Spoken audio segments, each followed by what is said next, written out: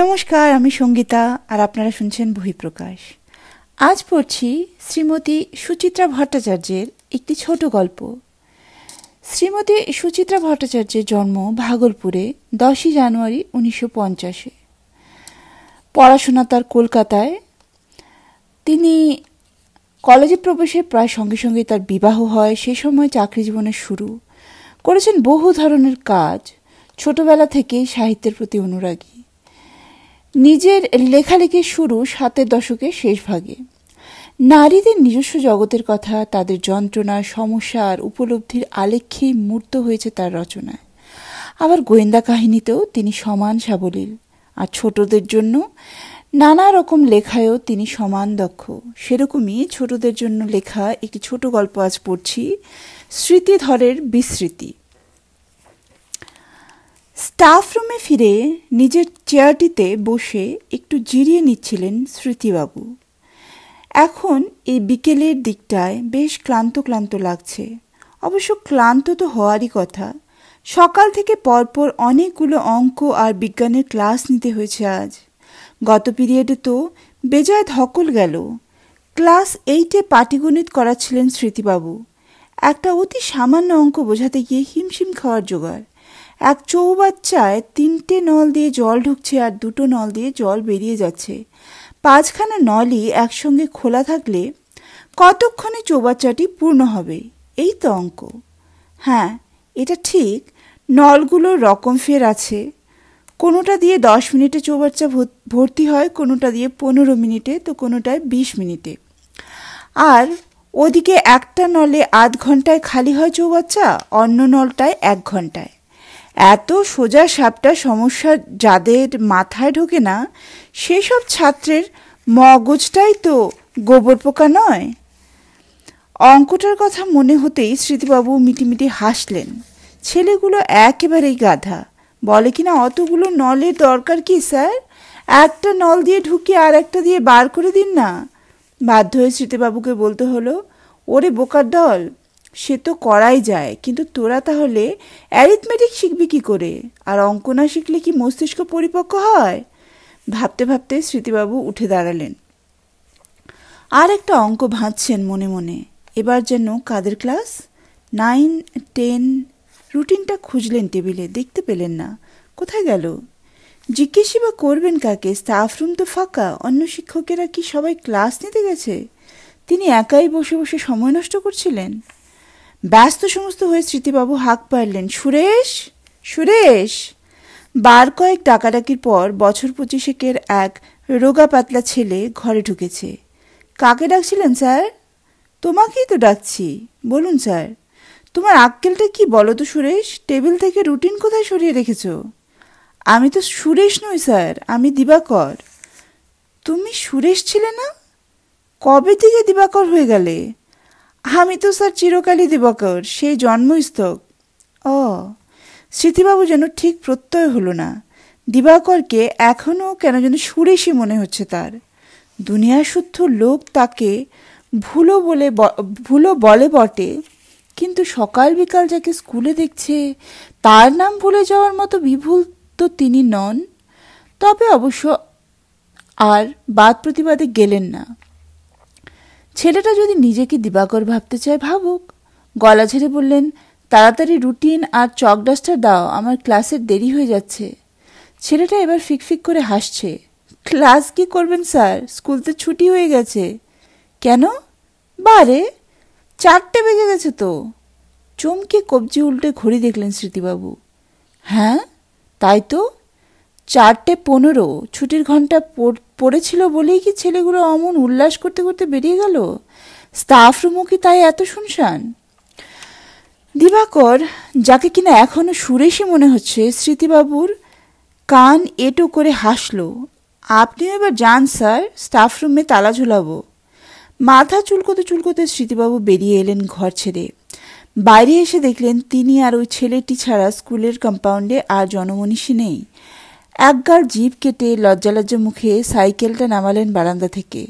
চড়তে গিয়েও থমকেছেন। তিনি ডান দিকের প্যাডেলে পা রেখে চাপেন সাইকেলে, অভ্যেস। সেই মতো একখানা দড়ি জড়ানো থাকে ডান প্যাডেলটায়। কিন্তু কি সর্বনাশ, দড়ি তো নেই। নির্ঘাত কোনো দুষ্ট ছেলে খুলে নিয়েছে দড়িটা। এবার কি করে ডান বা বুঝবেন? আচমকাই একটা হাসি খেলে গেল স্মৃতিবাবুর মুখে। এ তো খুবই সহজ অঙ্ক। বাড়ি থেকে বেরোনোর সময় গিন্নি তো বলেই দিলেন তিনি বাঁ হাতে ঘড়ি পরেছেন, তাহলে যে হাতে ঘড়ি নেই সেটাই নিশ্চয়ই ডান হাত, আর সেই হাতের নিচেই তো পাটা রয়েছে, সেটাই নিশ্চয়ই ডান পা। অতএব তিনি যদি এখন সাইকেলের পিছনে গিয়ে সাইকেলের সামনের দিকে মুখ করে দাঁড়ান, তাহলে তার ডান পা সাইকেলের যেদিকে থাকবে সাইকেলের ডান প্যাডেলও নিশ্চয়ই সেদিকেই পড়বে। জটিল অঙ্কটার সমাধান করে ভারী আহ্লাদিত মুখে সাইকেলে চাপলেন স্মৃতিবাবু। গেট পেরিয়ে চলে এলেন রাস্তায়। নতুন একটি অঙ্ক জেগেছে মাথায় তার। সাইকেলের সামনের চাকায় ব্যাস যদি পিছনের চাকায় ডবল হয়, তাহলে প্রথম চাকাটি যখন বাড়ির গেটে পৌঁছবে, পিছনের চাকাটি ঠিক কতটা দূরে থাকবে। আর স্মৃতিবাবুই বা সে সময় কোন চাকার বেশি কাছে থাকবেন, সামনের না পেছনের? এমন একটি মনোরম অঙ্ক পেয়ে স্মৃতিবাবুর মেজাজ ভারী ফুরফুরে হয়ে গেল। সাইকেল চালাতে চালাতে গভীর মনোযোগে কষছেন অঙ্কটা। পাশ দিয়ে হুশ হাস ছুটে যাচ্ছে গাড়ি, বাস, ট্যাক্সি, অটো, রিক্সা, সাইকেল। স্মৃতিবাবুর কোনো হুঁশ নেই। মাল বোঝাই গরুর গাড়িও টপকে গেল তাকে। রাস্তার ধার ঘেঁষে একই রকম সম্মুখ গতিতে এগোচ্ছে স্মৃতিবাবুর চিন্তামগ্ন সাইকেল। হঠাৎই সামনে এক যুবক। কি মামা, ফিরছ নাকি? ঘ্যাচ করে ব্রেক কষল সাইকেল। কোনো ক্রমে মাটিতে পা ঠেকিয়ে দাঁড়িয়েছেন স্মৃতিবাবু। অবাক মুখে বললেন, কে তোমার মামা ভাই? যাচ্ছেলে, সাদে কি লোকে তোমাকে বিস্মৃতি বাবু বলে? আমি তোমার ভাগ্নে নাড়ু।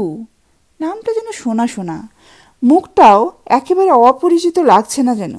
স্মৃতিবাবু অল্প হাসলেন। ও, তা তুমি এদিকে কোথায়? তোমার বাড়িতে তো গেছিলাম। বেড়ে হয়েছে কিন্তু বাড়িখানা। স্মৃতিবাবু ফ্যালফেল চোখে তাকালেন। এ কথার কি অর্থ? হঠাৎ তার বাড়িরই বা প্রশংসা কেন? নাড়ু মাথা জাগিয়ে বলল, যাও যাও, আজ আর দেরি করো না, মামি তোমার জন্য ওয়েট করছে। এই কথারও কিছু মাথা মুন্ডু খুঁজে পেলেন না স্মৃতিবাবু। আজ কি এমন বিশেষ দিন যার জন্য গিন্নি তার অপেক্ষায় বসে আছেন? নাড়ু ফের বললে, আর হ্যাঁ, নিশ্চয়ই তোমার মনে আছে রসগোল্লা কিনে নিয়ে যেতে হবে, অন্তত 50টা। সন্ধেবেলা আজ কম লোক তো আসবে না। নাড়ু তাকে অতিক্রম করে চলে যাওয়ার পরও বেশ খানিকক্ষণ ধন্যমাখা মুখে দাঁড়িয়ে রইলেন স্মৃতিবাবু। একের পর এক হেয়ালি। কি এমন কাণ্ড ঘটল যে তার বাড়িতে সন্ধেবেলা মস্ত জমায়েত হবে? যাক, নাড়ু যখন বলল মিষ্টি নিয়ে যাওয়াটাই সঙ্গত। একটু গিয়ে সাইকেল থেকে নেমেই পড়লেন স্মৃতিবাবু। গুটি গুটি পায়ে ঢুকেছেন এক দোকানে। কাউন্টারে দাঁড়িয়ে আছে, নির্দেশ ছুড়লেন, 50খানা রসগোল্লা দিন তো ভাই, একটা বড় হাঁড়িতে। গোলগাল চেহারার দোকানদারটি বিরক্ত মুখে বললেন, এখানে রসগোল্লা পাওয়া যায় না। কেন? দেখে বুঝছেন না এটা মুদির দোকান? ও হরি, তাও তো বটে। স্মৃতিবাবু আধবদনে বেরিয়ে এলেন। এরপর 5টি দোকান নিরীক্ষণ করলেন সতর্ক চোখে। অবশেষে এক দোকানের শোকেসে গামলায় রসগোল্লা ভাসছে দেখে নিশ্চিন্ত হয়েছেন। না, ময়রার দোকান ছাড়া এ হতেই পারে না। রসগোল্লার হাড়ি হাতে স্মৃতিবাবু ফিরলেন সাইকেলে। আবার সেই সমস্যা। তবে চিন্তার কারণ নেই, সমস্যাটা স্মরণেই আছে। ঘড়ি বা কবজি, বাঁ হাত, ডান পা, ডান প্যাডেল, হুবহু সিঁড়ি ভাঙা অঙ্ক। হ্যান্ডেলে হাড়ি ঝুলিয়ে স্মৃতিবাবু ফের উঠলেন সাইকেলে। চলেছেন বাড়ির পথে, ধীরে, অতি ধীরে।